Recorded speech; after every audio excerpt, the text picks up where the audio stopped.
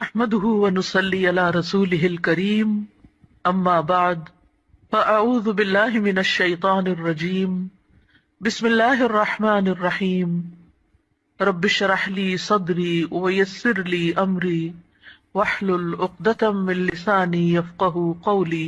اللہ تعالیٰ نے انسان کو جن بڑی بڑی نعمتوں سے نوازا ہے ان میں سے ایک نعمت اولاد کی نعمت ہے۔ قرآن حکیم میں اولاد کی ولادت کا ذکر ایک خوشخبری کے طور پر کیا گیا ہے۔ ارشاد باری تعالیٰ ہے، یا زکریا انا نبشرک بغلام اسمہ یحییٰ لم نجعل لہ من قبل سمیا۔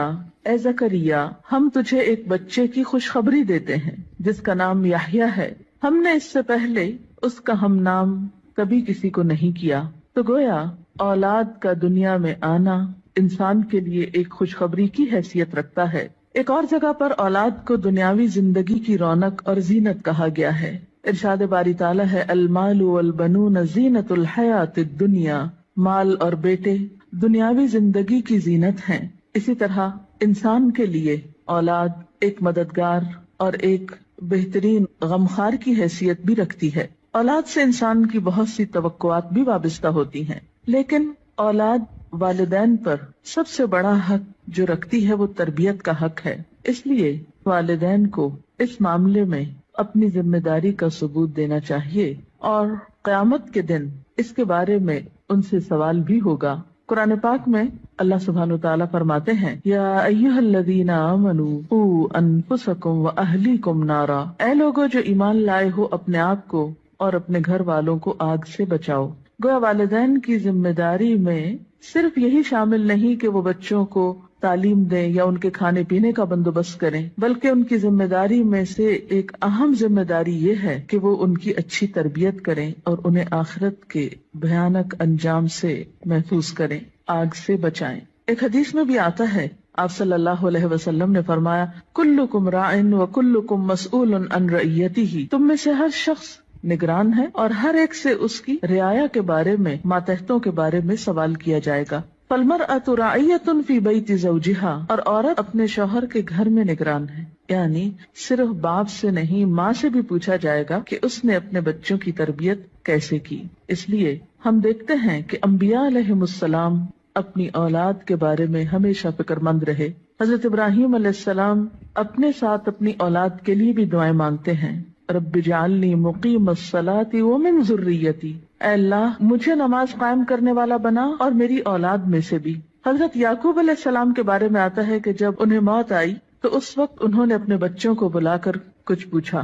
قرآن پاک میں آتا ہے، ام کنتم شہداء اذ حضر یعقوب الموت اذ قال لبنیہ ما تعبدون من بعدی، کیا تم لوگ اس وقت حاضر تھے جب یعقوب علیہ السلام کے پاس موت حاضر ہوئی تو انہوں نے اپنی اولاد کو کہا کہ میرے بعد تم کس کی عبادت کرو گے؟ انہیں اس بات کا فکر نہیں تھا کہ وہ کھائیں گے کہاں سے یا رہیں گے کہاں پر، انہیں فکر یہ تھا کہ میرے بعد ان کی عبادت اور ان کی دین پر چلنے کی حالت کیسے ہوگی۔ اس لیے والدین کے ذمہ یہ بہت اہم کام ہے کہ وہ اپنے بچوں کی آخرت کی فکر کریں۔ اس لیے بچے کی تربیت کا اہتمام اس کی پیدائش کے ساتھ ہی بلکہ اس سے پہلے ہی شروع کر دینا چاہیے۔ بچہ جب ماں کے پیٹ میں ہوتا ہے تو اس وقت وہ ماں کے خیالات اور ماں کی عادات سے متاثر ہو رہا ہوتا ہے۔ اس موقع پر والدین کو خاص طور پر نیک اولاد کے لیے دعا کرنی چاہیے، جیسا کہ قرآن پاک میں آتا ہے، رب ہب لی من لدنک ذریۃ طیبہ، اے میرے رب مجھے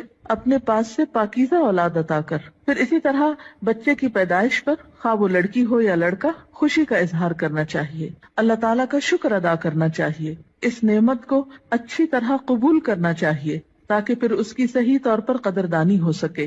احادیث مبارکہ سے ہمیں کچھ اور باتیں بھی پتہ چلتی ہیں کہ جب بچہ پیدا ہو تو اس کے کان میں آذان دی جائے، گویا پیدائش کے بعد سب سے پہلے اس کو اللہ کا نام سنایا جائے، اس کے سامنے اللہ کی عظمت کا اظہار کیا جائے۔ اسی طرح نبی صلی اللہ علیہ وسلم کی سنت سے ہمیں بچوں کی تہنیک کرنے کا بھی پتہ چلتا ہے۔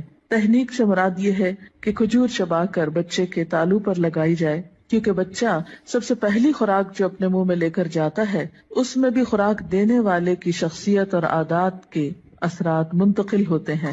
صحیح بخاری میں ابو موسیٰ اشعری روایت کرتے ہیں کہ میرے ہاں ایک بچہ پیدا ہوا میں اس کو لے کر نبی صلی اللہ علیہ وسلم کی خدمت میں حاضر ہوا. آپ نے اس کا نام ابراہیم رکھا، ایک کھجور سے اس کی تہنیک کی اور اس کے لیے برکت کی دعا کی اور اسے میرے حوالے کر دیا. پھر اسی طرح بچے کا نام اچھا رکھنا چاہیے، نام ایسا ہو کہ جس کا مطلب بھی اچھا ہو، تاکہ بچہ جب پکارا جانے پر اپنا نام سنے تو وہ اچھے لفظ کو بار بار سنے. ایسا نام نہیں رکھنا چاہیے کہ جس کا پروننسیشن، تلفظ یا معنی اچھا نہ ہو. اسی طرح نومولود یعنی نئے نوزائیدہ بچے کے بارے میں یہ حکم بھی دیا گیا ہے کہ ان کے ولادت کے 7ویں دن ان کے بال منڈائے جائیں.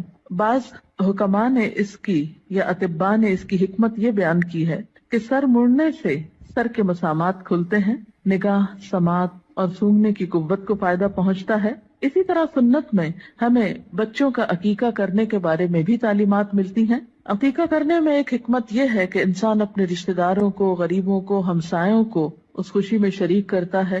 اس موقع پر ان کے لیے گوشت بھجواتا ہے، یعنی عقیقے کے جو بکرے ہیں ان میں سے. پھر اسی طرح بچپن ہی سے بچوں کے ساتھ محبت اور شفقت کے ساتھ پیش آنے کا حکم ہے. بچہ صرف غذا کا ہی محتاج نہیں ہوتا، محبت و شفقت اور کیئر کا محتاج بھی ہوتا ہے. نبی صلی اللہ علیہ وسلم کا ارشاد ہے، جو ہمارے بچوں پہ شفقت نہ کرے اور ہمارے بڑوں کی عزت نہ کرے وہ ہم میں سے نہیں. پھر آپ دیکھیے کہ تربیت میں صرف محبت و شفقت ہی کافی نہیں ہوتی، بلکہ اس کے ساتھ ساتھ بچوں کو ڈسپلن سکھانا بھی بے حد ضروری ہوتا ہے. پھر یہ ہے کہ بچوں کی تربیت کے مختلف پہلو ہیں. ان کی تربیت میں ان کی ایمانی تربیت، اخلاقی تربیت، جسمانی تربیت، عقلی تربیت، نفسیاتی